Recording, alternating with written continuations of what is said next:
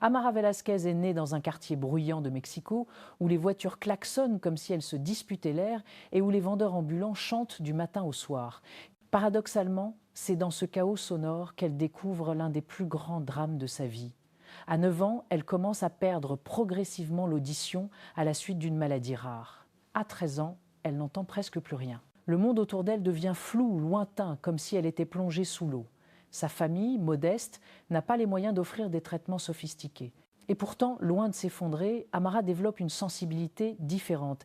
Elle voit ce que les autres n'observent pas. Elle commence à ressentir les vibrations des murs quand un camion passe, la pulsation de la voix d'une personne à travers un verre d'eau, la façon dont les lèvres bougent comme une danse. Le silence n'est pas l'absence de son, disait-elle, c'est un autre langage.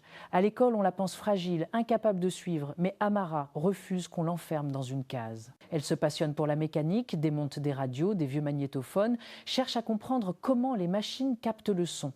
Elle veut le voir, le toucher, le reconstruire. À 18 ans, elle reçoit une petite bourse pour étudier l'ingénierie électronique. Dans les laboratoires de l'université, elle découvre un monde où les vibrations deviennent données, où les signaux deviennent couleurs. Elle comprend alors ce que très peu perçoivent. Le son peut exister autrement que par l'oreille. Mais un événement va bouleverser sa trajectoire. Lors d'une visite dans une école spécialisée, elle croise une fillette sourde de naissance qui lui montre un dessin de cœur brisé. Quand Tamara lui demande pourquoi, la petite écrit « Je ne peux pas entendre ma maman me dire qu'elle m'aime ». Ces mots transpercent Amara comme un éclair. Elle décide alors de consacrer sa vie à offrir une expérience sensorielle du son aux personnes sourdes, non pas pour copier l'audition, mais pour créer un ressenti authentique, émotionnel. Elle fonde alors Sentiwave, un laboratoire de recherche atypique composé d'ingénieurs, de danseurs, de neuroscientifiques et d'artistes. Ensemble, ils mettent au point une technologie révolutionnaire.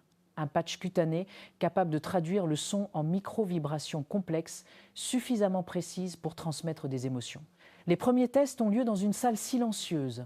Amara place le patch sur son propre bras, lance l'enregistrement du rire de sa mère capté avant sa perte auditive.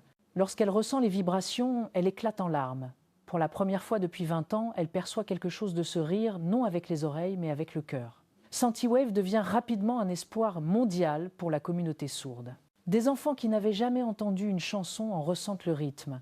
Des couples découvrent une autre manière de dire « je t'aime ».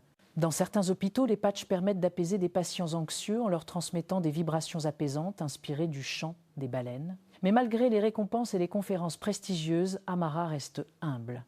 Elle refuse d'être appelée génie. Elle se voit simplement comme une traductrice, une passerelle entre deux mondes. Elle dit souvent « Mon silence était un désert, j'ai appris à y planter des fleurs ». Aujourd'hui, Amara continue de développer des dispositifs encore plus immersifs qui pourraient un jour permettre de ressentir la musique comme une sculpture vivante autour du corps. Pour elle, l'avenir appartient à ceux qui savent que le handicap n'est pas une faiblesse, mais une autre manière de percevoir la beauté du monde.